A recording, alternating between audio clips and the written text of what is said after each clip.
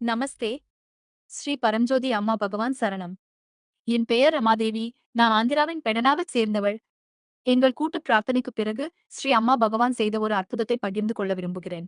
தும்மலபாலம் கிராமத்தில் வசிக்கும் என் மகள் நாகலட்சுமிக்கு 2 கன்றுகள் மற்றும் 4 எருமைகள் இருந்தன. அவை ஒரு மாதத்திற்கு முன்பு காணாமல் போய்விட்டன. அவர்கள் வாழ்வாதாரத்திற்காக அந்த எருமைகளை சார்ந்திருந்தனர். அவற்றின் மதிப்பு 4 லட்சம். நிலைமையைப் பற்றி கேள்விப்பட்ட பிறகு நான் சில பக்தர்களுடன் சேர்ந்து அவை பாதுகாப்பாக திரும்ப பிரார்த்தனை செய்தேன். எங்களுக்கு ஆச்சரியமாக, எங்கள் பிரார்த்தனைக்குப் பிறகு 2 நாட்கள் கழித்து ஒரு வயதான மனிதர் என் மகளை அணுகி, "வா, நான் உன் எருமைகளை காட்டுகிறேன்" என்று கூறினார். அவர் அவளை வழிநடத்தினார். அவர்கள் அவளுடைய அனைத்து எருமைகளையும் கண்டுபிடித்தனர். அவள் உற்சாகத்துடனும் மகிழ்ச்சியுடனும் என்னை அழைத்து இந்த செய்தியை கூறினாள்.